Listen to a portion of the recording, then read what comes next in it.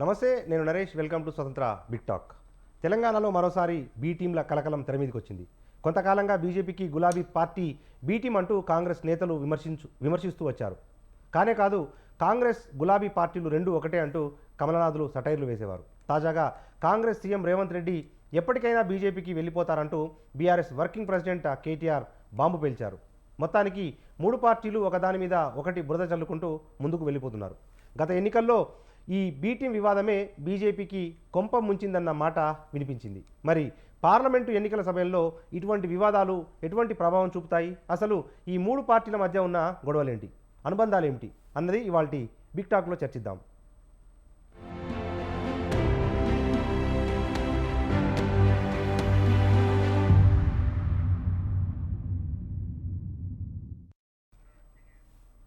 ఇక ఇదే అంశంపై మనతో డిబేట్లో పార్టిసిపేట్ చేయడానికి లైవ్లో రెడీగా ఉన్నారు ప్రముఖ రాజకీయ విశ్లేషకులు డాక్టర్ పెంటపాటి పుల్లారావు గారు.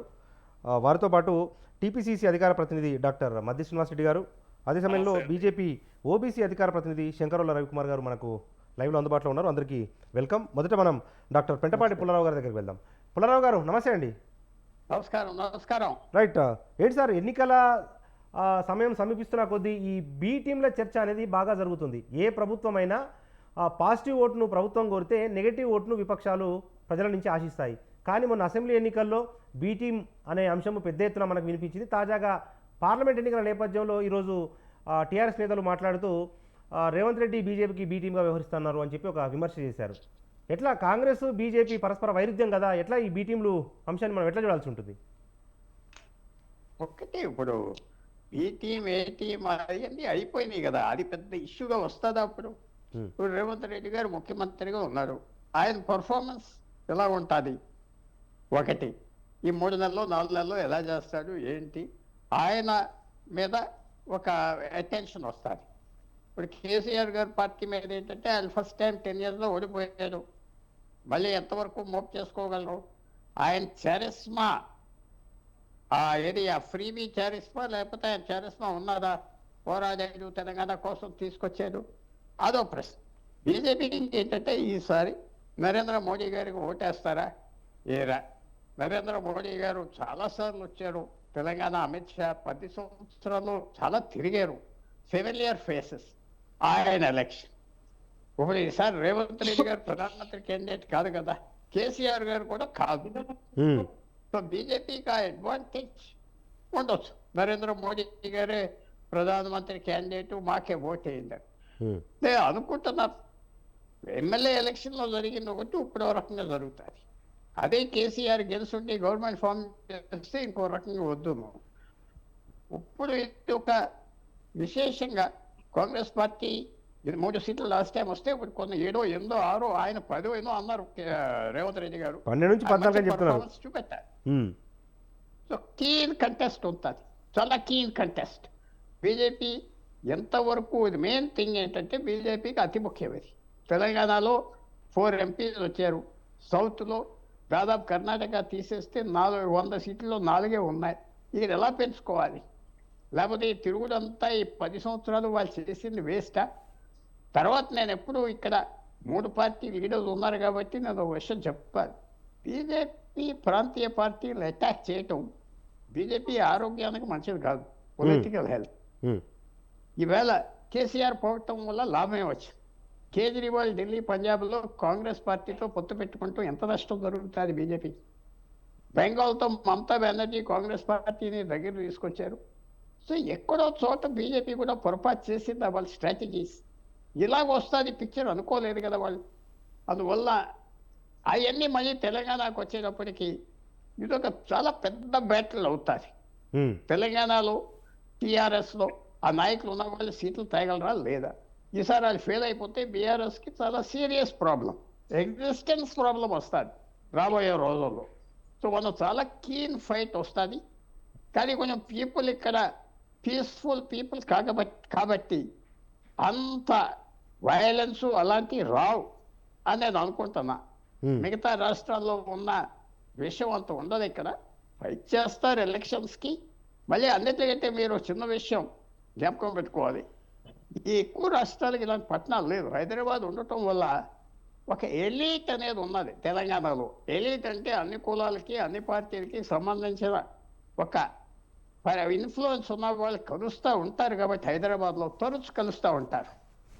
ఆ ఇంపాక్ట్ ఉంటుంది కొద్దిగా. మనం ఒక లైన్ దాటకుండా చేస్తారు ఎలక్షన్ అని మనం ఎదురు చూడవచ్చు.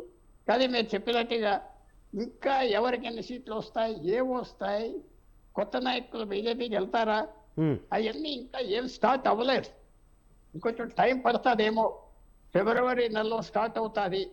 అది మనం ఎదురు చూడవచ్చు. రైట్ సార్, ఇంకొక చిన్న ప్రశ్న సార్. ఇప్పుడు మొన్న తెలంగాణలో జరిగిన అసెంబ్లీ ఎన్నికల్లో సెంటిమెంట్ అనేది పెద్దగా పనిచేయలేదు అన్న ఒక అభిప్రాయం వ్యక్తమైంది. ఎందుకంటే తెలంగాణ సెంటిమెంట్ను టీఆర్ఎస్ నమ్ముకుంది, కానీ ప్రజలు టీఆర్ఎస్ను ప్రతిపక్షానికి పరిమితం చేశారు. అదే సమయంలో బీజేపీకి సంబంధించి మోడీ ఇమేజ్ కానీ, లేకపోతే కేంద్ర ప్రభుత్వం కానీ, జాతీయత అంశాలు కానీ, ఇవన్నీ కూడా కీ రోలు తెలంగాణ అసెంబ్లీ ఎన్నికల్లో ప్లే చేయలేదు. ప్రజా సమస్యలే ప్రధాన ఎజెండాగా ఉండింది. ఈ పార్లమెంట్ ఎన్నికల్లో కూడా అదే తరహా ఎన్నికల ప్రచారాన్ని కానీ, వ్యూహాన్ని కానీ మనం ఎక్స్పెక్ట్ చేయొచ్చా?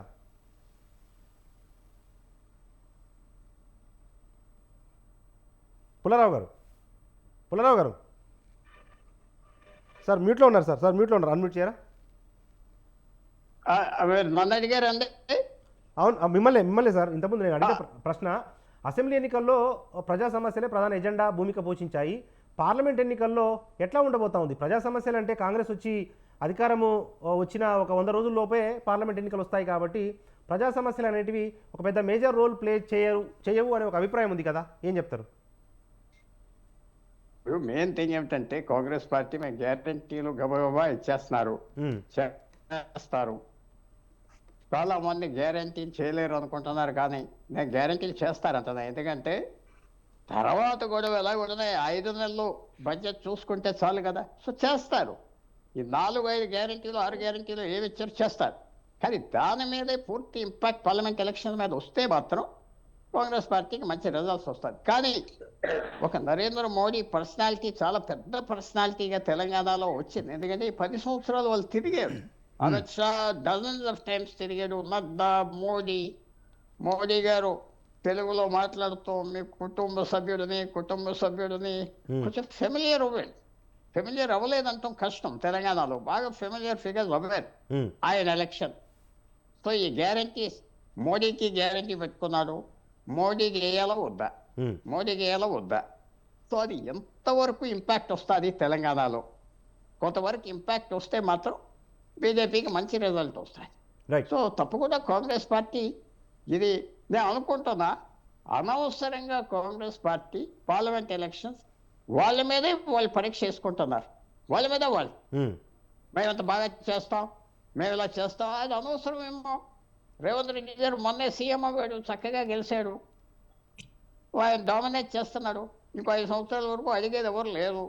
సో ఇది అనవసరంగా రెఫరెండంగా చేసుకుంటున్నారా అది మాత్రం నాకు కనపడుతుంది. లైట్గా వెళ్ళిపోతే వదిలిపోతుంది కదా. ఎన్ని సీట్లు వస్తే ఏంటి పార్లమెంట్కి, అసెంబ్లీ, స్టేట్ గవర్నమెంట్ మీ చేతిలో ఫర్మ్గా ఉన్నది. సో మనం ఆ తేడాలు కనపడతాయి ఈసారి. పార్లమెంట్ ఎలక్షన్స్ వచ్చేటప్పటికి నేషనల్ ఇంపాక్ట్ ఎంతవరకు వస్తుంది, తప్పకుండా ఆ ఇంపాక్ట్ మాత్రం ఉంటాయి. రైట్. మనతో పాటు డాక్టర్ దుదుమెట్ల బాలరాజు యాదవ్ గారు ఉన్నారు, బీజేపీ స్పోక్స్ పర్సన్. వారి అభిప్రాయం తెలుసుకునే ముందు మనం టీపీసీసీ అధికార ప్రతినిధి డాక్టర్ మధ్య శ్రీనివాస్ రెడ్డి గారి దగ్గరికి వెళ్దాం. శ్రీనివాస్ రెడ్డి గారు నమస్తే అండి. నమస్తే అండి. రైట్ సార్, ఏంటి ఎన్నికల సమీపిస్తున్న నేపథ్యంలో మరోసారి ఏ టీంలు బి టీంలు అన్న అంశం తెర మీదకి వచ్చింది. కాంగ్రెస్ పార్టీ కేంద్రంతో సఖ్యతగా వ్యవహరించడమే ఈ అనుమానాలకు తావిస్తుందని భావించాల్సి ఉంటుందా? ముందుగా అందరికీ స్వంత టీవీ ప్రేక్షకులందరికీ నమస్కారం. అదేవిధంగా యాంకర్ నరేష్ గారికి, సీనియర్ జర్నలిస్ట్ పెంటపాటి పుల్లారావు గారికి మరియు వారికి అందరూ కూడా నమస్తే అండి. ఇప్పుడు ముఖ్యంగా ఏంటంటే ఇదంతా కాంగ్రెస్ పార్టీ మనం ప్రత్యక్షంగా చూసింది. మొన్న ఏం జరిగింది, మన అసెంబ్లీ ఎన్నికల్లో క్లియర్ గా బీఆర్ఎస్ బీజేపీ ఒకరికొకరు లోపాయికార ఒప్పందం చేస్తుందనేది కూడా ప్రతి ఒక్కరు కూడా చాలా స్పష్టంగా అర్థమైపోయింది. దానికి తగిన ప్రతిఫలమే మీరు ఒక్కసారి దయచేసి సొంత ప్రేక్షకులు గమనించండి. మొన్న ఏం జరిగింది, హైదరాబాద్ లో లాస్ట్ లో ఇప్పుడు మన పుల్లారావు గారు చెప్పినట్టుగా నడ్డా గానీ మోడీ గానీ వీళ్ళందరికీ వచ్చి అప్పటికప్పుడు లాస్ట్ లో హైదరాబాద్ లో భయంకరమైనటువంటి లాస్ట్ 15 days లో, అంటే ఏదో 5 బాల్ 6 బాల్ 6 రన్లు కొట్టాలంటే లాస్ట్ అడావిడ ప్రచారం చేసినారు. ఆ ప్రచారంలో భాగంగా అక్కడ ఏంది మత విద్వేషాలు రెచ్చగొట్టి హిందువులు ముస్లింలుగా విభజించి హైదరాబాద్ నగరంలో మొత్తం దాదాపు 34 నియోజకవర్గాలు ఉన్నాయి అసెంబ్లీ.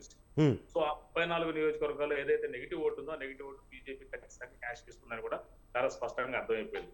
ఎందుకంటే రిజల్ట్ కూడా మనం చూస్తాం. ఎస్పెషల్లీ హైదరాబాద్ జిల్లాలో 15 సీట్లు కావచ్చు, రంగారెడ్డి జిల్లాలో ఉమ్మడి రంగారెడ్డి జిల్లాలో 14 సీట్లు, 29 సీట్లలో కూడా కాంగ్రెస్ పార్టీ ఒకటే వచ్చింది. అది కారణం ఏంటంటే వాళ్ళిద్దరు లోపాయకార ఒప్పందము. కాంగ్రెస్ పార్టీకి ఓటు పోవద్దు, నెగిటివ్ ఓటు పోవద్దు, ఇక్కడ కొంపల నారిపోతుంది నువ్వు రా అని చెప్పేసి కేసీఆర్ గారు పిలిస్తే మోడీ గారు కానీ, నడ్డా గారు కానీ, అమిత్ షా గారు ఇక్కడ తెలుగులో 3 ముక్కలు నేను కూడా మాట్లాడతాను. నేను అందుకని 50 భాషలు కూడా మాట్లాడచ్చు. అందరూ నా కుటుంబ సభ్యులు అంటారు, ఇంకొంత 3 ముక్కలు రాసుకుని మాట్లాడుతున్నాయి కదా. అట్లా మాట్లాడడం మాత్రం తెలుగు వచ్చినట్టు కాదు, తెలుగు వాళ్ళ మనసు అర్థమైనట్టు కాదు, తెలుగు వాళ్ళ గురించి అసలే తెలిసినట్టు కాదు. వాళ్ళు బీజేపీ పార్టీ ఎక్కడున్నా కూడా వాళ్ళు విద్వేషాలు, మత విద్వేషాలు ఎత్తగొట్టడం బీజేపీ అంతిమ ధ్యేయం. ఇక టీఆర్ఎస్ ఏముంది, ప్రాంతాలను అడ్డం పెట్టుకుని రాజకీయాలు చేసి ఇలా బీఆర్ఎస్ పార్టీ లాస్ట్ వచ్చే వరకు ఏమైపోయిందంటే, మళ్ళీ నేను ఇంతకుముందు కూడా చెప్పాను ఇదే సొంత టీవీలో, ఖచ్చితంగా ఏదో ఒక రోజు టీఆర్ఎస్ రాకుండా నా పేరు మధ్య శ్రీనివాస్ రెడ్డి కాదు, మళ్ళీ ఖచ్చితంగా వారు టీఆర్ఎస్ యూటర్న్ తీసుకొని పేరు మార్చుకునే ఆవశ్యకత అవసరం వాళ్ళకి వచ్చింది. ఇప్పుడు ఏదైతే ఆత్మ సోల్ అంటారు, ఇలా సోల్ అనే ఒక వర్డ్ వచ్చింది సినిమా చూసినప్పుడు కూడా. సో ఆ సోల్ అనేది దాంట్లో మిస్ అయిపోయింది. టీఆర్ఎస్ లో సోలే లేదు. సో మళ్ళీ ఎన్నిక రావాలి తప్పదు వాళ్ళు, కాబట్టి మళ్ళీ టీఆర్ఎస్ పెట్టి. ఇంకొకటి ఏంటంటే, ఇవాళ ఈ పోటీలో ఏప్రిల్ మేలో జరగబోయే ఎంపీ ఎన్నికలలో ఖచ్చితంగా బీఆర్ఎస్ బ్యాక్ నుండి బీజేపీకి మద్దతు పలుకుతుందని నేను చాలా స్పష్టంగా తెలియజేస్తాను. ఎందుకంటే బీజేపీకి ఇది జరిగేది ఖచ్చితంగా కాంగ్రెస్ పార్టీకే ఎంపీ ఎలక్షన్ జరుగుతాయి. బీఆర్ఎస్ ఏంటంటే అది ఎక్కడ కూడా ఇండియా కూటమి లేదు, లేదా అట్లానే బీజేపీ కూటమిలో అఫీషియల్గా లేదు. ఎందుకంటే బీజేపీ కూటమిలో అఫీషియల్గా ఉంటే తెలంగాణలో ముస్లిం ఓట్లు వాళ్ళకి పడవని ఒక భయం. చాలా సొంతటి ప్రేక్షకులు చాలా జాగ్రత్తగా గమనించండి వాళ్ళని. కాబట్టి వాళ్ళు లోపాయకార ఒప్పందంతో ఉంటారు. అలాంటప్పుడు వాళ్ళు ఏంది, మీరు గమనించండి, బీఆర్ఎస్ కేసే ఓటు వాళ్ళు ఉపయోగం లేదు. ఎందుకంటే ఇక్కడ గెలిచిన ఎంపీ కనీసం వీడు కాంగ్రెస్ పార్టీ అంటే ఇండియా కూటమిలో లేడు, అటు బీఆర్ఎస్ కూటమి లేడు. సో ఏం ఉపయోగం లేదు, ఈయన 3వ కూటమి పెట్టినోడు కాదు. ఎందుకంటే వీళ్ళ ఎంపీల వల్ల ఎలాంటి ఉపయోగం లేదు ఈ దేశానికి, రాష్ట్రానికి కూడా. ఎందుకంటే అందరూ ఓటానికి కూడా వీళ్ళకి అవకాశం లేదు. సో ఇది చాలా క్లియర్. కాబట్టి ఇలా బీఆర్ఎస్ ని పొందబెట్టే ఉద్దేశంతో ఇలా బీజేపీ ఒక దురదృష్ట కౌగిలికి అవలించుకొని వాళ్ళ దగ్గర తీసుకుని మొత్తాన్ని కూడా క్లోజ్ చేయడం రెడీ ఉంది. కానీ బీఆర్ఎస్ సోదరులు గమనించండి, కాంగ్రెస్ పార్టీని ఓడించాలని బీజేపీ బీఆర్ఎస్ ఒకసారి కలుస్తుంది. పశ్చిమ బెంగాల్ తీసుకున్న మమతా బెనర్జీ 1997లో నేను ఆ రోజు కలకత్తా నుండి కూడా వెళ్ళాను. నేను కాంగ్రెస్ పార్టీ ఎన్ఎస్ మండల పార్టీ అధ్యక్షుడు హోదాలో. ఆ రోజు కూడా అక్కడ మమతా బెనర్జీ గారు అప్పుడే తిరుగుబాటు చేశారు కాంగ్రెస్ పార్టీ మీద. ఇవాళ ముఖ్యమంత్రి కూడా ఉన్నారు. మరి అక్కడ అప్పటి నుంచి సిపిఎం ని అక్కడ బొందబెట్టి అలా బీఆర్ అక్కడ ఏదైతే ఉందో బీజేపీ పార్టీ కూడా ఇవాళ కొత్తగా మొలకెత్తి భవిష్యత్తులో ఖచ్చితంగా కూడా టీఆర్ఎస్ ని బీఆర్ఎస్ ని పొందబెట్టి బీజేపీ వద్దని కూడా నేను చాలా స్పష్టంగా చెప్పగలుగుతున్నాను. ఇది బీఆర్ఎస్ ఏమనుకుంటుందంటే కాంగ్రెస్ రావద్దని చూస్తుంది తప్ప అలా జరిగేది ఒకటి గమనించండి. మరి లాస్ట్ ఇయర్ 2022 అక్టోబర్ నవంబర్ లో మునుగోడు ఎన్నికలు కూడా నేను ఇన్ఛార్జ్ వెళ్ళినప్పుడు చూశాను. అక్కడ కూడా లోపాయకార ఒప్పందం జరిగింది. కానీ లాస్ట్ ఇయర్ కేసీఆర్ గారు కళ్ళు తెరిచారు. దీన్ని నాకే మొదటికే మోసం వచ్చేటట్టుంది, ఇవాళ బీజేపీ గెలిస్తే తెలంగాణ నేను బీజేపీ తోటి ఫైట్ చేయాల్సి వచ్చేటట్టుందని అప్పటికప్పుడు కళ్ళు తెలుసుకుని లాస్ట్ లో ఫైట్ చేసి ఇవాళ ఆయన సౌదప్పి కొల్లొట్టబోయిన సన్నంగా ఆ రోజు మరి ఆయన గెలవడం జరిగింది టీఆర్ఎస్ అభ్యర్థి. మరి ఇవాళ వాళ్ళు ఇప్పుడున్న పరిస్థితులు ఏంటంటే ఇవాళ బీఆర్ఎస్ అనేది 80% కూడా ఎంపీ ఎలక్షన్ లో మనుగడ సాగించదు. నేను చాలా స్పష్టంగా చెప్తున్నా, 17 నియోజకవర్గాలు కాంగ్రెస్ పార్టీ 15 వెళ్ళి టార్గెట్ చేసింది. 12 నుంచి 13 నియోజకవర్గాలు మాకు రావడానికి అవకాశం ఉంది. బీఆర్ఎస్ కింద ఒకటి కూడా రాదని కూడా ఈ రోజు నేను చాలా స్పష్టంగా చెప్తున్నా. కూడా గుర్తుంచుకోండి. మనతో పాటు బీజేపీ ఓబీసీ అధికార ప్రతినిధి శంకరల రవికుమార్ గారు ఉన్నారు. రవికుమార్ గారు నమస్తే అండి. నమస్తే నరేష్ గారు. నమస్తే. రైట్, బీజేపీ తెలంగాణ రాష్ట్రంలో ఒక బలమైన శక్తిగా ఎదగాలి, ఒక ఆల్టర్నేటివ్ శక్తిగా ఎదగాలి అని చెప్పి బీజేపీ భావిస్తూ ఉంటే, అసెంబ్లీ ఎన్నికల్లోనేమో బీఆర్ఎస్కు బీ టీం అని చెప్పి మీ మీద ప్రచారం చేశారు. ఇప్పుడు పార్లమెంట్ ఎన్నికల సందర్భంగా కాంగ్రెస్ బీ టీం బీజేపీ అన్న ఒక ప్రచారం చేస్తూ ఉన్నారు. ఎట్లా చూస్తుంది బీజేపీ దీన్ని? ముందుగా నరేష్ గారు, మీకు ప్యానలిస్టులకి ప్రేక్షకులకి అందరికీ కూడా నమస్తే. రాజకీయ పార్టీల్లో ఎవరికి ఎవరు శాశ్వత శత్రువులు కాదు, ఎవరికి ఎవరు శాశ్వత మిత్రులు కాదు. అటు మిత్రులు కాదు, ఇటు శత్రువులు కాదు. అంత మాత్రాన ఎవరన్నా అంటగట్టాలనుకుంటే అది అంటుకోదు. ఎవరన్నా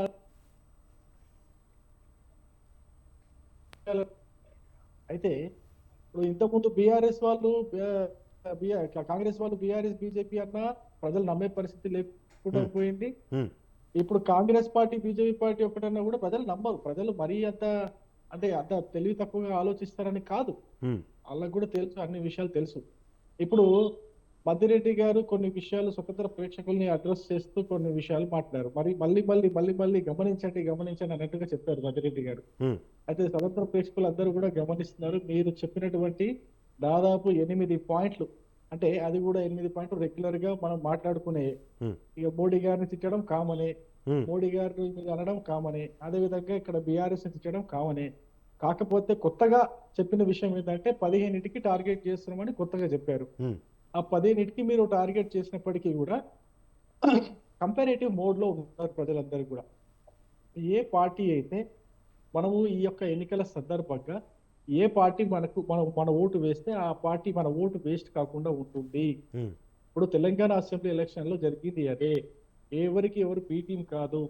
ఒకవేళ బీజేపీకి ఓటేస్తే బీజేపీకి ప్రభుత్వాన్ని ఏర్పాటు చేసే అవకాశం ఉందా లేదా అని ఆలోచించుకొని, ఉమ్, అది ఉందా లేదా అని ఆలోచించుకొని తప్ప కాంగ్రెస్ కేసారు తప్ప, ఇది కాంగ్రెస్ వాళ్ళ యొక్క ట్రాక్ రికార్డ్ బాగుందనో, ఉమ్, కాంగ్రెస్ లో మంచి నేతలు ఉన్నారనో, లేకపోతే రేవంత్ రెడ్డి గారు పెద్ద నేతనో ఏం వేయలేదు. ఉమ్, ఒకటే ఆలోచించుకున్నారు ఏంటంటే ఇక్కడ ప్రభుత్వాన్ని మార్చాల. ఫస్ట్ పాయింట్, ఈ ప్రభుత్వాన్ని మార్చాలంటే ఎవరికి ఓటు వేయాలా, బీజేపీకి ఓటు వస్తే ప్రభుత్వంలో వచ్చే అవకాశం లేదని చెప్పేసి కాంగ్రెస్ చేశారు. అంతేగాని ఇప్పుడు కాంగ్రెస్ ఏదో గొప్పలు చేసేసింది, పెద్దగా దేశం మొత్తం మీద పెద్ద పర్ఫార్మెన్స్ చేసేసిందని చెప్పేసి వేయలేదు. అది మొట్టమొదటి విషయం గుర్తుంచుకోవాలి. ఉమ్, ఇప్పుడు లోక్సభ విషయానికి వస్తే ఖచ్చితంగా ఇదే అంశం పైన ప్రజలందరూ కూడా ఓటు వేసే అవకాశం ఉంది. ఈ అంశాలపైన చూసుకుంటే కేంద్రంలో ఉన్నటువంటి బీజేపీ ప్రభుత్వం మోడీ గారి హయాంలో గత 9.5-10 సంవత్సరాలుగా చేస్తున్నటువంటి కార్యక్రమాలు, అభివృద్ధి కావచ్చు, ప్రజా సంక్షేమం కావచ్చు, దేశంలో పేదరిక నిర్మూలన కావచ్చు, దేశంలో మౌలిక వస్తువుల కల్పన కావచ్చు, ఏ రంగంలో చూసుకున్నా ప్రపంచ వ్యాప్తంగా భారతదేశానికి అందినటువంటి ఈ యొక్క అపారమైన గౌరవం కావచ్చు, ఇవన్నీ ఆలోచించుకొని ఏ పార్టీకి ఓటేయాలనేది ఇప్పుడు ఆయన మధ్యరెడ్డి గారు కూడా రేపు పొద్దున బీజేపీకి ఓటేసినా ఆశ్చర్యపోనక్కర్లేదు. ఉమ్, వాళ్ళు నిజంగా కరెక్ట్ గా ఓటు ఇవన్నీ బేరీజు వేసుకొని, ఈయన చెప్పిన అంశాలన్నిటిపైన బేరీజు వేసుకొని ఒక ఓటర్ గా ఓటు వేస్తే ఆయన ఖచ్చితంగా బీజేపీకి, నరేంద్ర మోడీకి ఓటు వేస్తాడు. మధ్యరెడ్డి గారు కూడా ఓటు ఉమ్, అంత స్పష్టంగా నేను చెప్పగలను.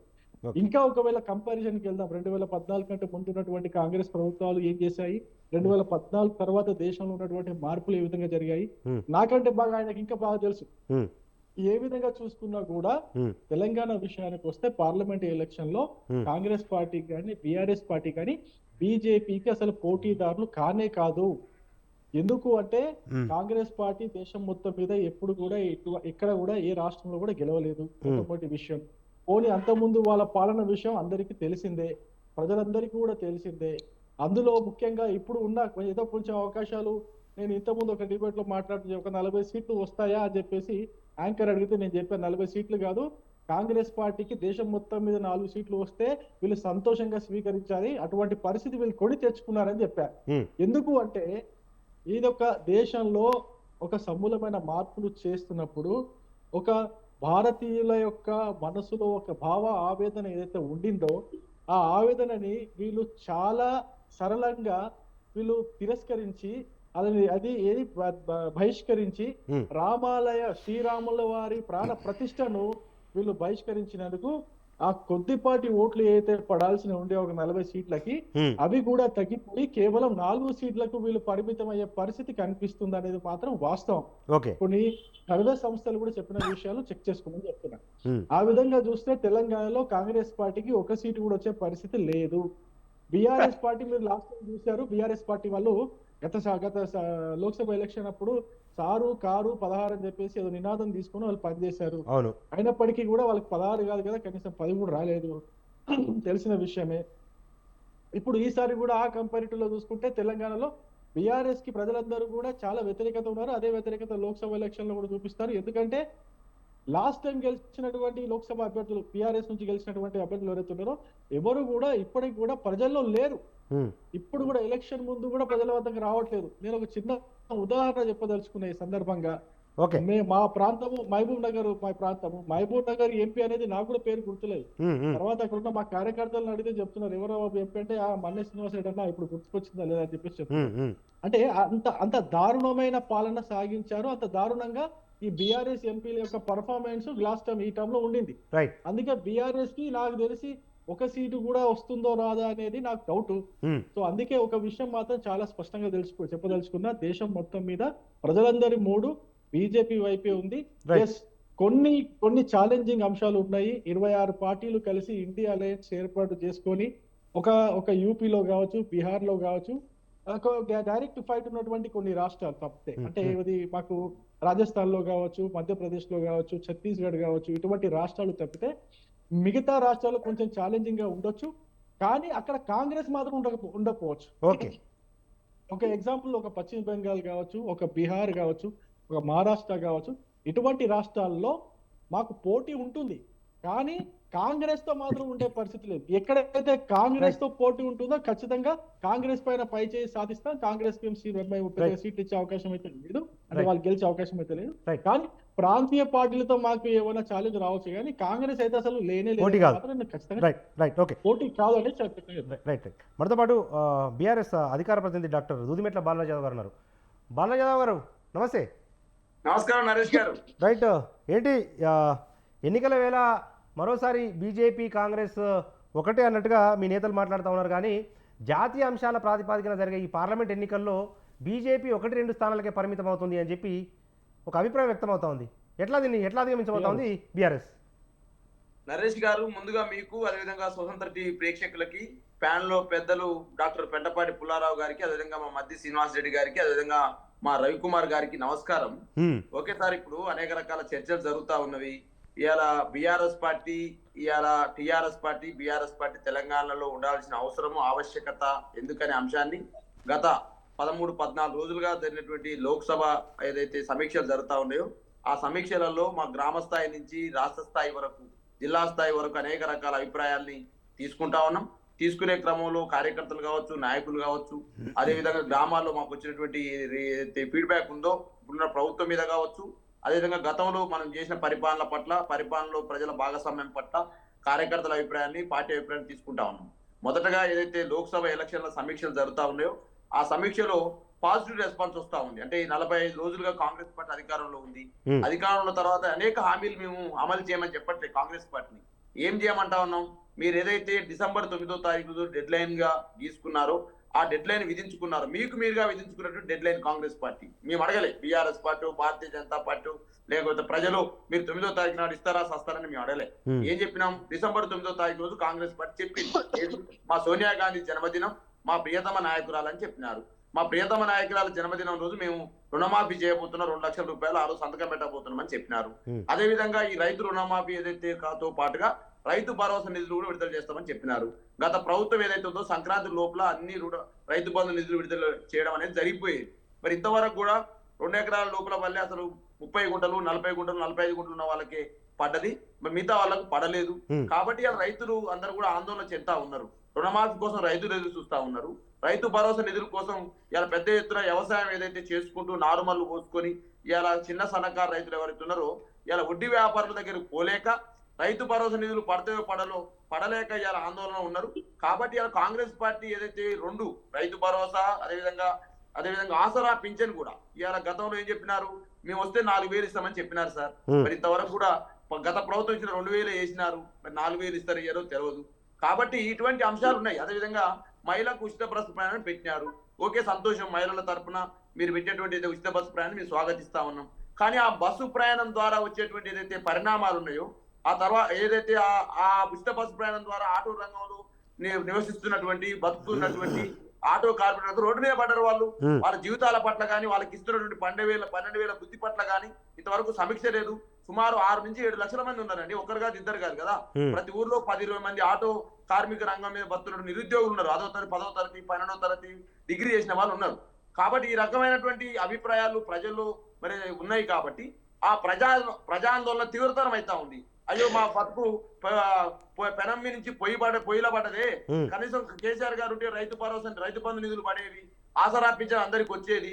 మరి వాళ్ళు ఏం చెప్పినారు సార్? తాతయ్య ముసలమ్మని పంచాయతీ పెట్టిండి కేసీఆర్ అని చెప్పారు సార్. మరి తాతయ్య ముసలమ్మ మధ్యన, ముసలయ్య మధ్యన పంచాయతీ పెట్టని చెప్పినారు. మరి ముసలయ్య మధ్యన పంచాయతీ పెడతానటువంటి కాంగ్రెస్ పార్టీ ఎందుకు ఇద్దరికి ఇవ్వలేకపోయింది? వెంటనే మేము మిగతా అడగట్లే. మీరు నిరుద్యోగ వృత్తి ఇస్తామన్నారు, అసెంబ్లీలో బడ్డీ క్రమార్ గారు ఇయ్యమని చెప్పినారు. కాబట్టి అన్ని అంశాలని అలా ప్రజల ముందు మేము తీసుకపోవట్లే, ప్రజలే వచ్చి మాకు చెప్తా ఉన్నారు. బీఆర్ఎస్ పార్టీగా మీకు బలమైన ప్రతిపక్ష హోదా మేము ఇచ్చినాం, మీరు నిర్మాణాత్మక పాత్ర పోషించాల్సిన అవసరం ఉంది. ఎందుకు మా ఆటో కార్మికుల గురించి మీరు మాట్లాడతలేరు? వాళ్ళు గులాబీ జెండా పట్టుకొని ర్యాలీలు తీసుకునే పరిస్థితి మేము పోయట్లే. ఎందుకంటే మేము 6 నెలలు టైం ఇచ్చినాం కాబట్టి వాళ్ళకు మేమేం అడగట్లే, బీఆర్ఎస్ పార్టీకి అడగట్లే. కానీ ప్రజలే మా దగ్గరికి వచ్చి మీరు ఎందుకు అడుగుతలేరు, మేము మా బాధలు పట్టించుకోరా, మా ఆసరా పింఛన్ గురించి మాట్లాడరా, మా రైతు భరోసా గురించి మాట్లాడరా, రైతు రుణమాఫీ గురించి మీరు ఎందుకు మాట్లాడతలేరు అని చెప్పేసి అలా ప్రజలు మాకు వస్తున్నారు, అడుగుతున్నారు. కాబట్టి మా పార్టీ వర్కింగ్ ప్రెసిడెంట్ ఏం చెప్పినారు? డెఫినెట్ గా ప్రజాందోళనలో మేము ఖచ్చితంగా భాగస్వామ్యం అని చెప్పినారు. నేను ఇంకో మాట కూడా చెప్తాను. రీసెంట్ గా నేను పెంటపాటి పుల్లారావు గారు రాసినటువంటి ఒక వ్యాసాన్ని ఒక ప్రముఖ దినపత్రికలో చదివాను. వాస్తవంగా ఏదో ఇవాళ అంటున్నట్టుగా భారతీయ జనతా పార్టీ కాంగ్రెస్ పార్టీ తెలంగాణలో స్వీప్ చేస్తారనేటువంటి ఆలోచన విధానం లేదు.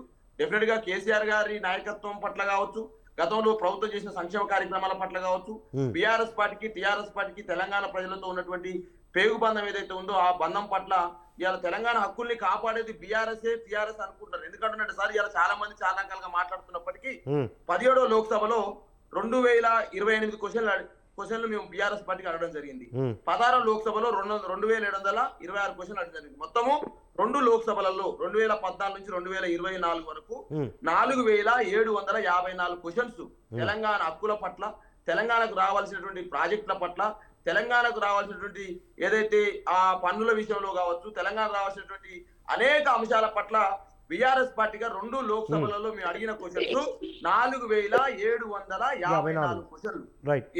అదే నేషనల్ కాంగ్రెస్ అడిగిన క్వశ్చన్లు 734 ఏమో 17వ లోక్సభలో అడిగింది, 16వ లోక్సభలో 537, 1271. అంటే సంఖ్యాబలం తక్కువ ఉంది కదా వాళ్ళకి కానీ బీజేపీకి కానీ తెలంగాణ నుంచి. బీజేపీ 190 అడిగింది సార్, బీజేపీ 190 అడిగింది. నేను ఏమంటున్నంటే వాళ్ళు అడిగిందేమో 190, కాంగ్రెస్ పార్టీ అడిగిందేమో 1271, 4754 క్వశ్చన్లు ఏమో బీఆర్ఎస్ పార్టీగా టీఆర్ఎస్ పార్టీగా తెలంగాణ ఏదైతే మీరు పునర్విభజన చట్టంలో పెట్టిన అంశాల పట్ల కావచ్చు, అదేవిధంగా కృష్ణా ట్రిబ్యునల్ ఏదైతే ఉందో ఇలా కృష్ణా వాటర్ యొక్క కేటాయింపులు కావచ్చు, గోదావరి మీద జరిగేటువంటి ప్రాజెక్టుల విషయంలో కావచ్చు, అదేవిధంగా సీలేరు సంబంధించినటువంటి 7 మండలాన్ని ఆంధ్రలో కలిపిన విషయాల పట్ల కావచ్చు, అదేవిధంగా 2014 పునర్విభజన చట్టంలో పెట్టేటువంటి ఉక్కు కర్మాగారము, కాజీపేట రైల్వే కోచ్ ఫ్యాక్టరీ, అదేవిధంగా బీజేపీ ఇస్తున్న పసుపు బోర్డు, ఇవన్నీ అంశాల పట్ల అంటే తెలంగాణ అస్తిత్వానికి ఎజెండా అండి బీఆర్ఎస్ పార్టీ. తెలంగాణ యొక్క ఎజెండాను, తెలంగాణ అస్తిత్వాన్ని, తెలంగాణ బ్రాండ్ అంబాసిడర్ కేసీఆర్ గులాబీ జెండా అని చెప్పి ప్రజలు నమ్ముతున్నప్పుడట ఇక బీఆర్ఎస్ పార్టీ పని అయిపోయింది, కేసీఆర్ పని అయిపోయింది, ఇక దుకాణం చదువుకుంటారు. అదే మాకు తక్కువనా అండి? ఫినిక్స్ పక్షి ఎట్లయితే కింద పడితే సూర్యుని వైపు మళ్ళీ లేచి పైకి ఎగురుతుందో, ఈ కెరటం నాకు ఆదర్శం, పడుతున్నందుకు కాదు పడినా లేస్తున్నందుకు అని చెప్పేసి ఒక తత్వవేత్త చెప్తాడో డెఫినెట్ గా బీఆర్ఎస్ పార్టీకి ఆటుపోట్లు కొత్త కాదు. తెలంగాణ ఉద్యమంలో అనేక ఆటుపోట్లు చూసిన కేసీఆర్ గారు. మరి ఆ తెలంగాణ రాష్ట్రాన్ని దేశంలో 18 రాష్ట్రాల ఏర్పాటు డిమాండ్ ఉన్నాయండి. మరి తెలంగాణ రాష్ట్రాన్ని సాధించింది కదా కేసీఆర్ గారు. కాబట్టి మాకు కొత్త కాదు ఇటువంటి ఆటుపోట్లు, ఇటువంటి రకాల మాటలు మాకు కొత్త కాదు. ఇలా మధ్య శ్రీనివాసరెడ్డి గారు మాట్లాడవచ్చు, అదే విధంగా రవికుమార్ గారు మాట్లాడవచ్చు, మా పని అయిపోయిందని. సంతోషం, మీరు అట్టే కలలు కనండి, మా పని అయిపోయిందని ఖచ్చితంగా విజృంభిస్తాం. బీఆర్ఎస్ పార్టీ రేపు రాబోయే పార్లమెంట్ ఎలక్షన్ లో పెంటపాటి పుల్లారావు గారు చెప్పినట్టు డెఫినెట్ గా ఇస్తాం. రైట్. మనతో పాటు టీపీసీసీ అధికార ప్రతినిధి డాక్టర్ మధ్య శ్రీనివాసరెడ్డి గారు ఉన్నారు. సార్ ఒక నిమిషం సార్. డాక్టర్ పెంటపాటి పుల్లారావు గారు. సార్ పుల్లారావు గారు, అంటే ఇప్పుడు మీరు ఇంతకుముందు అన్నట్టుగా కాంగ్రెస్ ఖచ్చితంగా చేసి తీరుతోంది, కానీ తెలంగాణ అంశాలు జాతీయ స్థాయిలో పరిష్కరించబడాలన్నా, కనీసం పార్లమెంట్లో లేవనెత్తాలన్నా టీఆర్ఎస్ శరణ్యము అన్నట్టుగా టీఆర్ఎస్ నేతలు మాట్లాడుతూ ఉన్నారు. గత ట్రాక్ రికార్డ్ చూడండి, అంటే రాష్ట్ర ప్రభుత్వంలో కాదు కేంద్రంలో కూడా లోక్సభలో మేము కేంద్ర ప్రభుత్వం మీద ఒత్తిడి తీసుకొచ్చే ప్రయత్నం చేశాము, ఆ ట్రాక్ రికార్డే మా బీఆర్ఎస్ను గెలిపిస్తోంది అన్నట్టుగా బీఆర్ఎస్ నేతలు చెప్తా ఉన్నారు. ఎట్లా ఉంది సార్ పుల్లారావు గారు?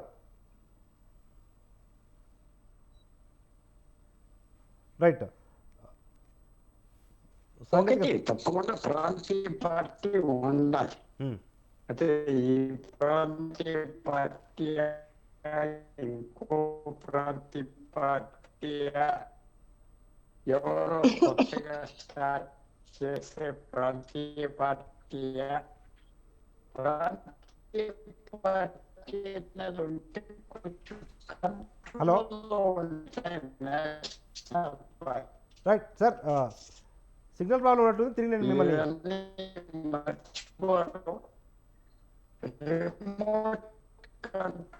రైట్ సార్ సిగ్నల్ ప్రాబ్లం ఉన్నట్టుంది, తిరిగి నేను మిమ్మల్ని సంప్రదించే ప్రయత్నం చేద్దాం. మనతో పాటు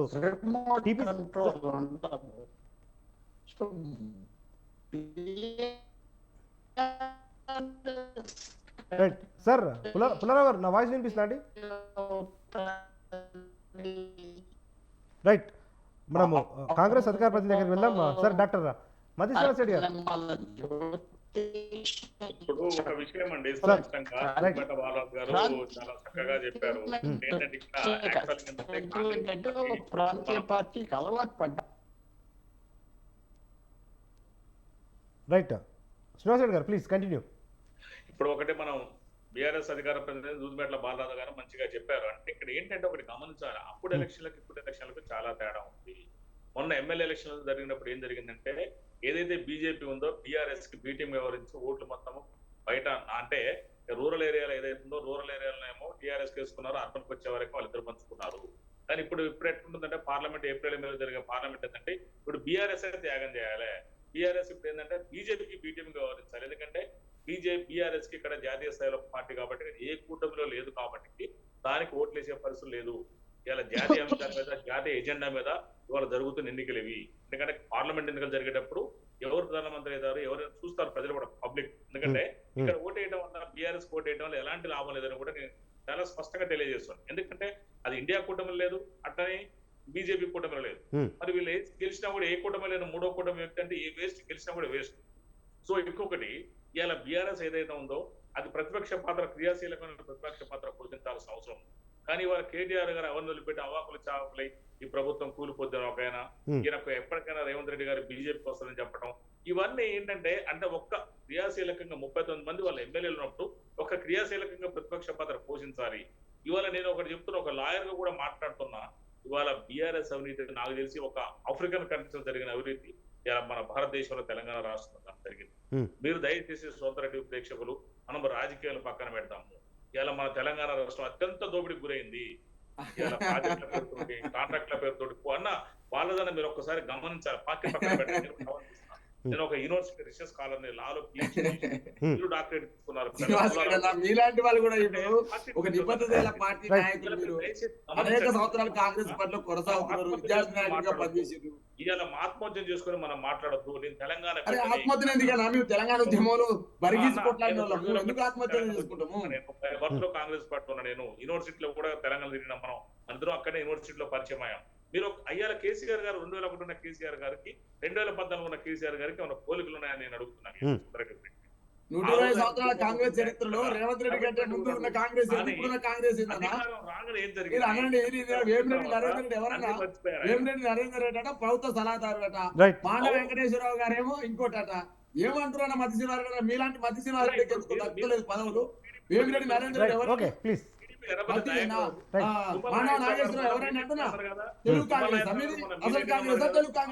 మీ దగ్గర ఉండే మంత్రి గారు చేశారు కదా, తుమ్మలాయసరావు గారు కూడా మా ఖమ్మం జిల్లాలో తుమ్మలాయసరావు గారు కూడా మీ దగ్గర మంత్రి చేశారు. మరి బీఆర్ఎస్ నుంచి వచ్చినటువంటి మా ఖమ్మం ఎమ్మెల్యే పువ్వాడ అజయ్ గారు డాక్టర్ మధ్య శ్రీనివాస్ రెడ్డికి అర్హత లేదా? నరేంద్ర రెడ్డికి అర్హత ఉందా? మధ్య శ్రీనివాస్ రెడ్డి డాక్టరేట్, విద్యార్థి నాయకుడు, లా స్టూడెంట్, ఎమ్మెల్సీ ఎందుకు కాకూడదు? మీరు ప్రభుత్వ సలహాదారు మీరు ఎందుకు కాకూడదు? త్యాగం చేసినావు కదా నువ్వు కూడా పాలేరులో. టైం పడుతుంది అన్న. ఇప్పుడు సీనియర్లు ఉన్నప్పుడు మనం ఇప్పుడు మీలాంటి ఇప్పుడు నేనేమంటున్నానంటే అప్డేట్ చేస్తా ఉన్నా. మీ కాంగ్రెస్ పార్టీ సంబంధించి ఏదైతే ఉందో కొంత విద్యార్థి నాయకత్వానికి కొంత యంగ్ లీడర్ కి ఇచ్చింది. బీఆర్ఎస్ పార్టీలో ఉన్నా కూడా గటువంటి నాయక పేదోళ్ళకి ఇస్తే హ్యాపీ.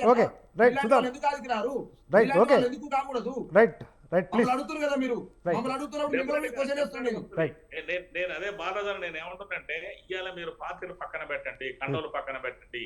ఇవాళ ఓపెన్ గా ఇవాళ కేసీఆర్ గారిని వాళ్ళ కుటుంబాన్ని ఓపెన్ గా ప్రాసిక్యూట్ చేయాలని నేను ఒక లాయర్ గా కూడా కోరుతున్నాను. నిజంగా సొంత టీవీ వాళ్ళు కనుక దీని వెనుక సుమోటో కూడా స్వీకరించవచ్చు, కోర్టు వాళ్ళు కూడా. ఎందుకంటే అవినీతికి అవినీతికి కేర్ ఆఫ్ అడ్రస్ అంటే ఇలా కేసీఆర్ గారి ఫ్యామిలీ. సార్ మీరే అధికారంలో ఉన్నారు సార్, కాంగ్రెస్ పార్టీ అధికారంలో ఉంది, ఇంకా విపక్షంలో ఉండి ఉన్నట్టుగా మాట్లాడితే తగదు కదా. ఖండాన్ని ఎత్తుంటుంటే ఒక ఏళ్ళు దులిపినట్టు చేసిండు తప్ప ఎవరిని కూడా ఆయన పోషించలేదు. ఇవాళ రెడ్లకు మొత్తం టికెట్లు ఇచ్చిండు, రెడ్లకు మొత్తం టికెట్లు ఇచ్చి ఏం చేసిండు ఆయన? రెడ్ల భుజాల నుంచి తెలంగాణ ప్రజానికైనా కాల్ చేసిండు. రెడ్ల పేరు చెప్పుకొని రెడ్లకు కాంట్రాక్ట్ చేసినా కూడా ఎక్కడ కూడా కాంట్రాక్ట్ వర్కులు ఇవ్వలేదు. వెలమల్ని ముందు పెట్టిండు. వెలమల్ని కాంట్రాక్టర్ల రూపం అవతారం ఎత్తిచ్చి వాళ్ళ కాంట్రాక్ట్ రూపంలో ₹1 కట్టబెట్టిన మాట యథార్థం కాదా? తెలంగాణ ప్రజానికం గమనించట్లేదా? ఎవరు మన్ను పెట్టేసి మన భుజాల నుంచి కాల్చాడు తెలంగాణ. అత్యంత దోపిడీకి గురైంది. ఇవాళ తెలంగాణ మళ్ళీ ఒక 50 ఏళ్ళు నిండిపోయిన పరిస్థితి ఉంది. ఇవాళ మీరు దయచేసి ఇది పార్టీలకు అతీతంగా నేను మాట్లాడుతున్నా ఇక్కడ. నేనేంటంటే నేనేమే కాంగ్రెస్ పార్టీ కాదు. ఏంటంటే కొన్ని మనకు ఒక ప్రేక్షకుడు అంటే ఒక తెలంగాణ నీటిగా మనం కూడా కొన్ని గమనించాలి. వీళ్ళు ఎంత కాళేశ్వరం ప్రాజెక్ట్ ఏ చూడండి అసలు మీరు దయచేసి.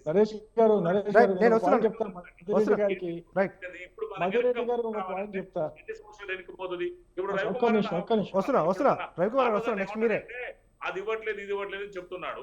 నేను ఒక మాట చెప్తాను సోదరుడి ప్రజానికానికి, ఇవాళ అందరికి పడ్డే డబ్బులు పడుతున్నాయి, 2 ఎకరాల లోపల పడుతున్నాయి. ఇంకొకటి ఏంటంటే ఎవరు కూడా ఆస్తులు అప్పులు చేస్తే ఆస్తులు ఉంటాయి. ఇగో ₹1 అప్పు తెచ్చాను, నేను ఇల్లు కడుతున్నా, ఏదో ₹1 అప్పు తెచ్చి ఇగో నా దగ్గర ఉన్నాయి. ఇవాళ కేసీఆర్ గారు అక్కడ ₹1 అప్పు కనపడుతుంది, ఇక్కడ ప్రాపర్టీస్ లేవు, నీళ్లు స్థిరాస్తులు కానీ. రైట్ ఏమంటున్నారు? శ్రీనివాస్ రెడ్డి గారు హరీష్ గారు, రైట్ ఒక హరీష్ గారు. నిమిషం సార్ శ్రీనివాస్ రెడ్డి గారు ఒక నిమిషం మీరు లైన్లోనే అందుబాటులో ఉండండి మనతో. ఇవన్నీ కూడా మాట్లాడించాలి. సార్ వస్తాను సార్ శ్రీనివాస్ రెడ్డి గారు, నేను మీ దగ్గరికి వస్తాను. శంకరరావు రవికుమార్ గారు ఏదో చెప్పబోతున్నారు. ఇప్పుడు మద్దిరెడ్డి శ్రీనివాస్ రెడ్డి గారు ఆయన ఏం చెప్తున్నారంటే కండువా పక్కన పెట్టేసి కేసీఆర్ గారిని ప్రాసిక్యూట్ చేయాలంటున్నారు. నేనేమంటున్నా అంటే కేసీఆర్ గారిని ప్రాసిక్యూట్ చేయాలా 2014 నుంచి ఇప్పటివరకు ఆయన చేసిన పాలన పైన, ఎట్ ది సేమ్ టైం మీ సోనియా గాంధీ రాహుల్ గాంధీ గారిని కూడా ప్రాసిక్యూట్ చేయాలా. వాళ్ళపైన కూడా అవినీతి ఆరోపణలు చాలా ఉన్నాయి. మీకు తెలుసు రాహుల్ గాంధీ గారి పైన అవినీతి ఆరోపణల కేసు వస్తే ఇప్పటికి కూడా బెయిల్ పైన ఉన్నారు. మరి అక్కడ కూడా అట్లనే అడగండి. మరి ఇది మీరు ఎంతైతే నిజాయితీగా నిక్కచ్చిగా కేసీఆర్ పైన అడుగుతున్నారో, మరి అదే నిజాయితీగా అదే నిక్కచ్చిగా మీరు అదే నైతికతను మీరు వాడుకొని మీరు చాలా మంది ఉన్నారు సార్. రాహుల్ గాంధీ పైన చాలా మంది ఉన్నారు. ఇప్పుడు బీజేపీ అస్సాం ముఖ్యమంత్రి హేమంత్ బిశ్వ శర్మ బెయిల్ మీద ఉన్నారు, నారాయణ రాణే బెయిల్ మీద ఉన్నారు. బెయిల్ ఉండగానే కన్విక్టెడ్ కాదు కదా. నేతల విషయంలో నేనేమంటున్నా, ముఖ్యమైన నేతల విషయంలో ఎప్పుడైతే అవినీతి ఆరోపణలు వస్తాయో ఈ అవినీతి ఆరోపణలు నిరూపించుకోవడానికి వాళ్ళు స్వతహాగా ముందుకు రావాలి. మొట్టమొదటిది ఏది మనం మాట్లాడుకుందాం అంటున్నారు మద్దిరెడ్డి గారు. ఎస్, నేను మాట్లాడుకుందాం అంటున్నాను. At the same time Maddireddy గారిని కూడా ఒకటే రిక్వెస్ట్ చేస్తున్నాను, సేమ్ అదే విధంగా మీరు కేసీఆర్ ఏ విధంగా అయితే అడుగుతున్నారు, ఎస్ కేసీఆర్ పైన ప్రాసిక్యూట్ జరగాల్సిందే, నేను కూడా దానికి ఏకీభవిస్తున్నాను, దానికి కూడా ఒప్పుకుంటున్నాను. At the same time Sonia Gandhi Rahul Gandhi plus అంతకుముందు ఉన్నటువంటి ముఖ్యమంత్రి మా మంత్రులు ఎవరైతే ఉన్నారో కేంద్ర మంత్రులు, ఆ 2G స్కామ్లు ఎన్నో స్కామ్లు జరిగినాయి. ఆ స్కామ్లు అన్నిటిపైన కూడా విచారణ జరగడానికి ఇదే విధంగా మీరు అడుగుతారా అని అడుగుతున్నాయి. మొట్టమొదటి ప్రశ్న. దొంగ అన్నట్టు ఉంది కథ. అటు మదిరెడ్డి గారు అడుగుతున్న విధానం చూస్తుంటే కాంగ్రెస్ పార్టీ వాళ్ళ పైన అవినీతి ఏమైనా తక్కువ ఉందండి? ఏం లేదు కదా. అక్కడ మేము కేసులు బుక్ చేస్తే మా పైన అరుస్తున్నారు. ఏమంటున్నా అక్కడ ఈ పార్టీ ఆ పార్టీ అన్న తేడా ఏం లేదు సార్. ఇప్పుడు అవినీతి అనేది ఆరోపణలనే మనం నిజాలుగా నమ్మితే మీరు అడుగుతారు. ఎస్, నేను చెప్తున్నా బీజేపీ నాయకులు ఎవరైనా అవినీతి చేసి ఉండింటే ఇప్పుడు నేను కూడా కండువా పెట్టుకొని అడుగుతాను డైరెక్ట్ గా. బీజేపీ పార్టీ నాయకులు, బీజేపీ పార్టీ మంత్రులు, ముఖ్యమంత్రులు ఎవరైనా అవినీతి చేసి ఉండింటే ఎస్ విచారణ చేద్దామని చెప్పేసి నేను కూడా అడుగుతా.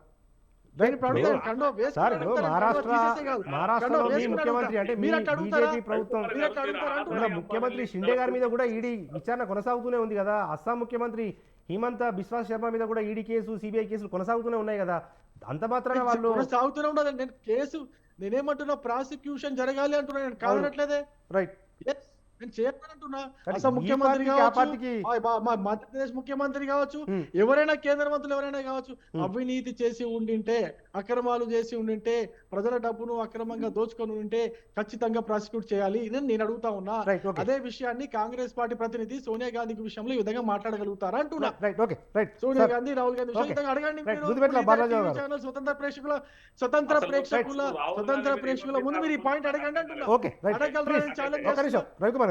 సార్ దుద్దిపేట బాలాజీ యాదవ్ గారు రమేష్ గారు నేను ఏమంటున్నానంటే, నరేష్ గారు స్వతంత్ర టీవీ ద్వారా ప్రజానీకం చూస్తా ఉన్నారు. శ్రీనివాస్ రెడ్డి అన్న కడుపులో బాధను బయట పెట్టుకొని పైకి మాత్రం ఆనందంగా మాట్లాడుతా ఉన్నాడు. అసలు కాంగ్రెస్ లో ఉన్న నాయకులకు ఏం జరుగుతా ఉంది, పక్క నుంచి వచ్చిన తెలుగు కాంగ్రెస్ నాయకులకు ఏం జరుగుతుంది అనేది స్పష్టంగా వారికి తెలుసు, సమాజం చూస్తా ఉంది. మాట్లాడించిన తర్వాత నరేష్ గారు అన్ని పాయింట్లు చెప్తాను. క్వశ్చన్ మాకు కూడా అడగడం తప్పేం లేదు. ఎందుకంటే రాజకీయాల్లో ఇలా డాక్టరేట్ చదువుకొని ఉద్యమంలో ఉండి పాల్గొని ఇలా ఈ రకమైన కార్పొరేషన్ చైర్మన్ గా ఎదిగిన మేము ఏమంటున్నంటే, ఒక పార్టీ అధికార ప్రతినిధిగా నేను అడుగుతా ఉన్నా, వేమిరెడ్డి నరేందర్ రెడ్డి గారికి ఉన్నటువంటి గొప్పతనం ఏంటి, మా మధ్య శ్రీనివాస్ రెడ్డి లేని గొప్పతనం లేనిది.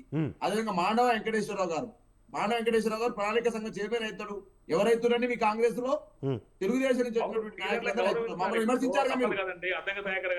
మమ్మల్ని విమర్శించారు కదా మీరు. మమ్మల్ని విమర్శించే ముందు మీరు కూడా ఆత్మ విమర్శ చేసుకోండి. రెండు ఫస్ట్ పాయింట్, కేసీఆర్ గారిని ఎందుకు ప్రాసిక్యూట్ చేయాలి, ఎందుకు తెలంగాణ రాష్ట్రంలో ఉన్నటువంటి రైతాంగానికి సరైన సమయంలో 11 దఫాలుగా రైతు బంధు 72,000 కోట్లు విడుదల చేసేందుకు ప్రాసిక్యూట్ చేయాలా, 1,62,000 కోట్లు ఖర్చు పెట్టి ఈ 1 కోటి ఎకరాల మాగాన్ని, తెలంగాణ 1 కోటి రత్నాల వీనన్నటువంటి రాష్ట్రాన్ని 1 కోటి ఎకరాల మాగాన్ని చేసినందుకు ప్రాసిక్యూట్ చేయాలనా, 13 లక్షల మంది ఆడపిల్లలకు, పేద పిల్లలకు 1,110,000 ఇచ్చి పెళ్లి చేసినందుకు ప్రాసిక్యూట్ చేయాలనా, కేసీఆర్ కిట్ ఇచ్చి మహిళల ఆత్మగౌరవం నిలిపి ఆడపిల్లలకు సంబంధించినటువంటి ఇంట్లో ఉన్న బాధను తీర్చినందుకు ప్రాసిక్యూట్ చేయాలనా, ఎందుకు ప్రాసిక్యూట్ చేయాలండి? వస్తున్నా. రవికుమార్ గారు, ఒక్క నిమిషం సార్. ఖచ్చితంగా ఆదుకున్నందుకు ప్రాసిక్యూట్ చేయాలనా? హ్మ్. ఇవాళ నేను కాంగ్రెస్ పార్టీని అడుగుతా ఉన్నా, మిమ్మల్ని ప్రాసిక్యూట్ చేయాలి. ఇలా అదాని పేరుతో, అదాని ఏమో నీ రాహుల్ గాంధీ ఏమని మాట్లాడతాడు, అదాని మోదీ కలిస్తే మొదాని అని మాట్లాడినాడు.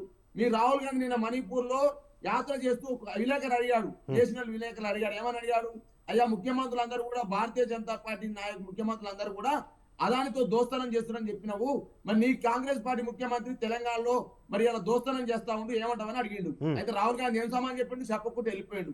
నీ చిదంబరం గారు నిన్న నీ యొక్క హెడ్ క్వార్టర్స్ లో, ఢిల్లీ హెడ్ క్వార్టర్స్ లో కూర్చొని ఒక విలేకరు ప్రశ్న అడిగితే సప్పుడు చేయక ఇంకో అమ్మాయికి సుప్రియ అనేటువంటి ఆమెకు మైక్ ఇచ్చాడు. నేను ఏమంటున్నంటే మోదీని అదాన్ని దొంగ అని చెప్పినారు, మోదీ అదానితో దోస్తనం చేసి 13 లక్షల కోట్లు ఇలా అప్పచెప్పినాడని చెప్పేసి మాట్లాడినారు. అదానికి సంబంధించిన డొల్లా అని చెప్పేసి మేము చెప్పలే, మీరు చెప్పలే. ఇండియన్ బర్గ్ అనేటువంటి ఒక అంతర్జాతీయ సంస్థ నివేదిక ఇచ్చింది, అదాని సంస్థలన్నీ డొల్లా కంపెనీలు, అటువంటి కంపెనీల వల్ల ఇలా షేర్ మార్కెట్ లో అతనవసరంగా పెంచిర్రు, మోదీ దోస్తనం వల్ల జరిగిందని చెప్పినారు. మీరు రాహుల్ గాంధీ చెప్పినారు, దేశం అంతా కోడై రవికుమార్ గారు, మీరు అటువంటి అదానితో ఎట్లా మీరు అంటకాగుతారు? ఓకే. ఇక్కడనేమో గలాట్ అని చెప్తారు, అక్కడనేమో మీరు దోస్తీ. Right right. నేనేం మాట్లాడుతున్నాను నరేష్ గారు, అదే ఇవాళ వాళ్ళకైతేనేమో ఇప్పుడు ప్రాసిక్యూట్ చేయాలి.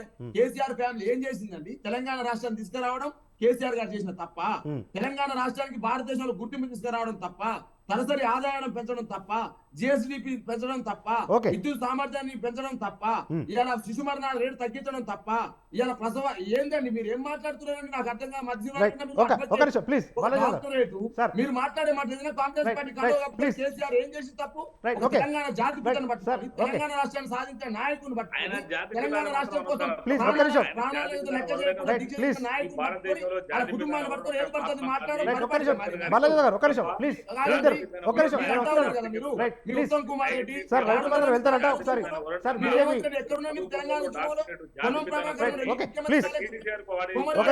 శ్రీనివాస్ రెడ్డి గారు, బాలాజీ గారు, ఒక్క నిమిషం ఆగండి ప్లీజ్, ఒక్క నిమిషం ఆగండి సార్. మీరిద్దరు ఒక్క నిమిషం ఆగండి సార్ ప్లీజ్. బాలాజీ గారు, right. Shankar Ravikumar garu please respond కండి. Right please. బాలాజీ గారు ఒక్క నిమిషం. శ్రీనివాస్ గారు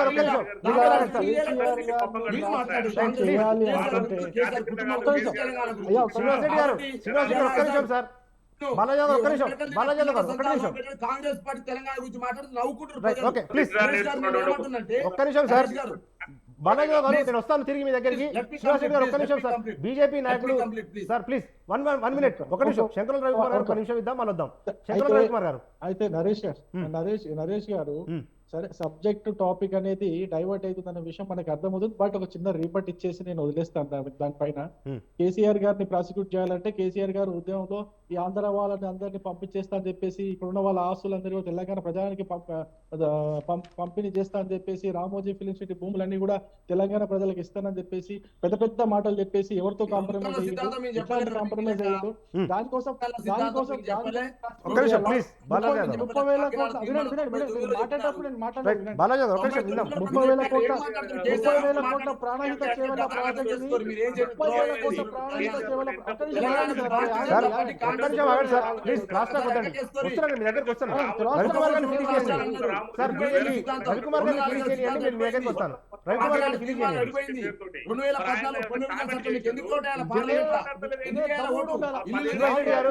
శ్రీనివాస్ రెడ్డి గారు, బాలాజీ ఒక్క నిమిషం ఆగండి సార్. మీరు ఆగండి సార్. రవికుమార్ గారు చెప్తా ఉన్నారు, నేను మీ దగ్గరికి వస్తాను. ఓకే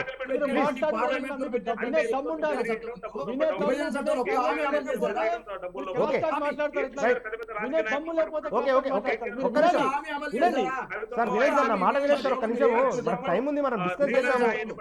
నేను ప్లీజ్ క్రాస్ టాక్ చేసుకోవడం వల్ల ఎవరికి అర్థం కావట్లేదు, ప్రేక్షకులకు అర్థం కావట్లేదు. ఒక్క నిమిషం ఆగండి. రవికుమార్ గారు 1 మినిట్ లో ఫినిష్ చేస్తారు. దాని తర్వాత నేను శ్రీనివాస్ రెడ్డి దగ్గరికి వెళ్తాను, తర్వాత బాలాజీ దగ్గరికి వెళ్తాను. మొదట మనం రవికుమార్ గారు 1 నిమిషం ఇద్దాం. రవికుమార్ గారు ప్లీజ్ అండి. నేను మాట్లాడేటప్పుడు కొంచెం నేను ఎవరిని కూడా డిస్టర్బ్ చేయలేదు, నాకు డిస్టర్బ్ చేయదని చెప్పండి. ఎందుకు ప్రాసిక్యూషన్ విషయం వచ్చింది కాబట్టి చెప్తున్నాను. అనేక విషయాలు అంటే చెప్పుకుంటూ పోతే అది 30,000 కోట్ల ప్రాణహిత చెవుల ప్రాజెక్ట్ ని 1,00,000 కోట్లు తీసుకెళ్లిపోయి దాన్ని ఏమేమి చేసారో ఇంతవరకు తెలియదు. అసలు సర్ప్లస్ లో ఉన్నటువంటి తెలంగాణ రాష్ట్ర ఖజానాని అప్పులలో తీసుకొని పోయారు. ఎక్కడుందంటే ఆస్తులు క్రియేట్ చేసినామని చెప్తున్నారు, మరి ఆస్తులు ఎక్కడ ఉన్నాయంటే చెప్పలేకపోతున్నారు. అది శ్వేతపత్రం వీళ్ళు పెడితే వీళ్ళు శ్వేతపత్రం పెట్టారు. సరే అవన్నీ ఆ ప్రాసిక్యూషన్ ఎందుకు చేయాలనేది ప్రజలందరూ ఒప్పుకొని ఓట్లు వేశారు. మనం డిస్కషన్ పాయింట్ చేయాలో తెలంగాణలో భారతీయ జనతా పార్టీకి ఉన్న అవకాశాలు ఏంటి, మిగతా పార్టీలకు ఉన్న అవకాశాలు ఏంటి, వాటి విషయం పైన మనం డిస్కషన్ చేస్తున్నాం కాబట్టి కన్ఫైన్ టు డిబేట్ సబ్జెక్ట్ నేను కొన్ని విషయాలు చెప్పదలుచుకున్నా.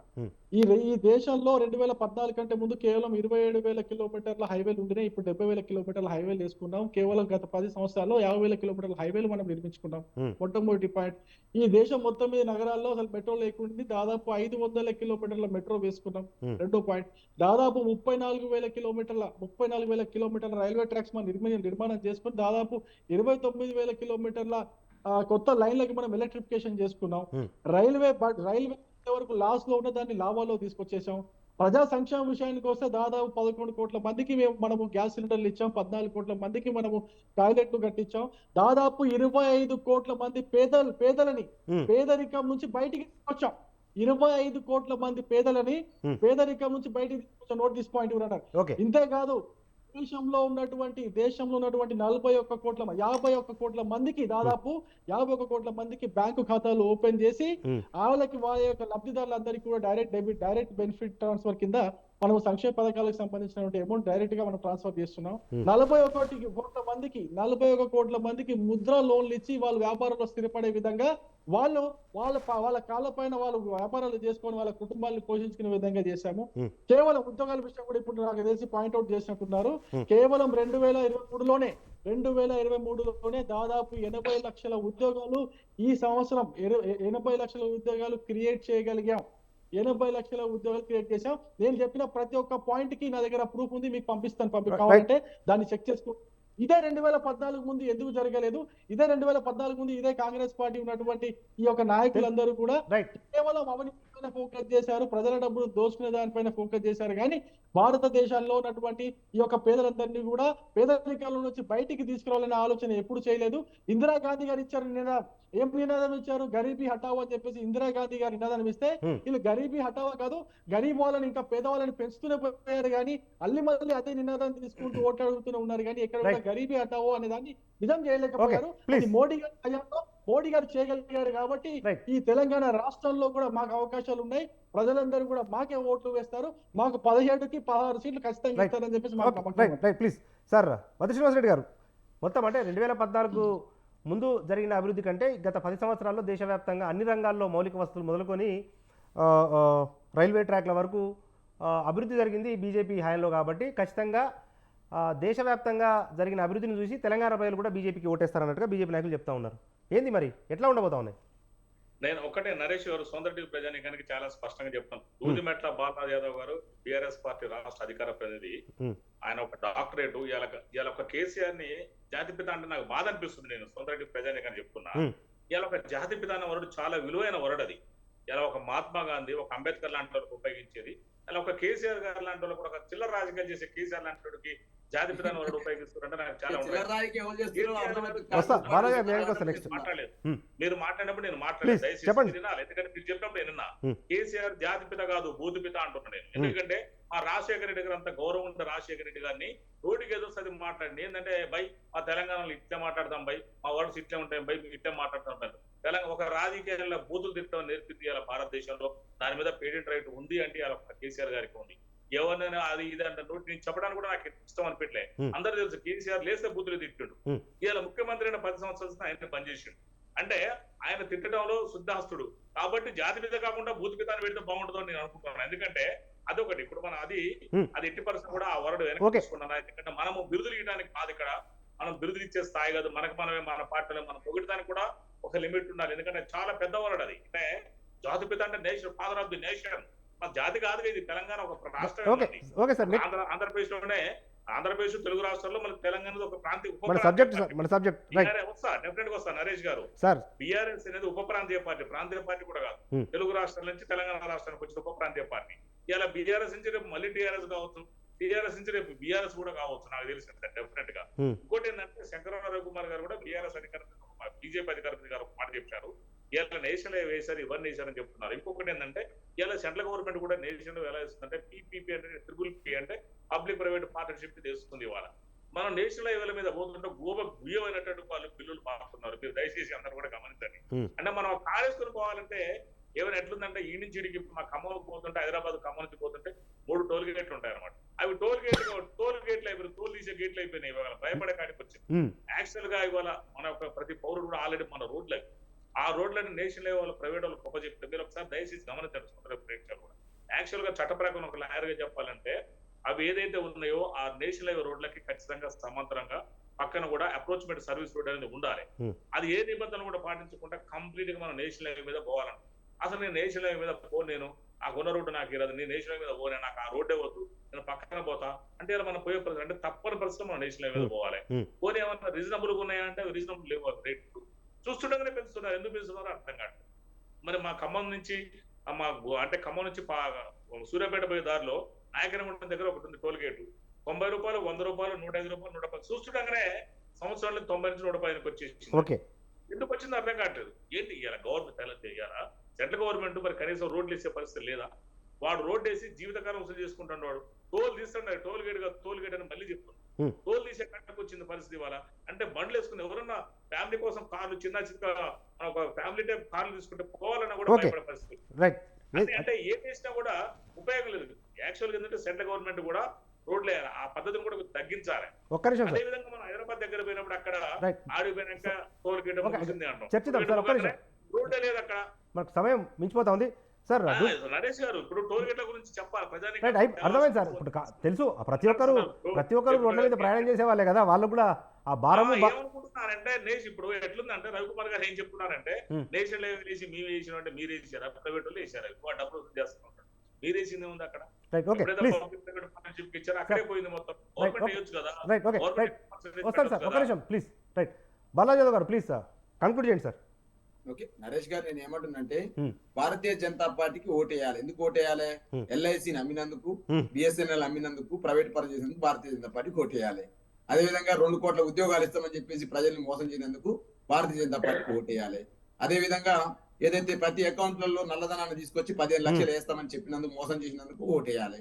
2014 పునర్విభజన చట్టంలో మా చిన్నమ్మ దివంగత నేత సుష్మా స్వరాజ్ గారు సపోర్ట్ చేసినారు తెలంగాణ బిల్లుకు. పునర్విభజన చట్టాన్ని ఏదైతే హామీలు ఉన్నాయో హామీలను అమలు చేయనందుకు భారతీయ జనతా పార్టీకి ఓటేయాలి. మరి కాంగ్రెస్ పార్టీకి ఎందుకు ఓటేయాలి? 6 గ్యారెంటీల పేరుతోటి అబద్ధాలు చెప్పి అధికారంలోకి వచ్చిన కాంగ్రెస్ పార్టీ ఇలా అనేక రకాల మోసాలు చేస్తున్నందుకు కాంగ్రెస్ పార్టీకి ఓటేయాలి. రైతు భరోసా నిధులు విడుదల చేయనందుకు ఓటేయాలి. ఆసరా పింఛన్ 4000 ఇస్తామని చెప్పి మోసం చేసి 2000 ఇచ్చినందుకు మోసం చేయాలి, ఓటేయాలి. అదేవిధంగా ఆటో కార్మికులు రోడ్ల పడేసినందుకు ఓటేయాలి.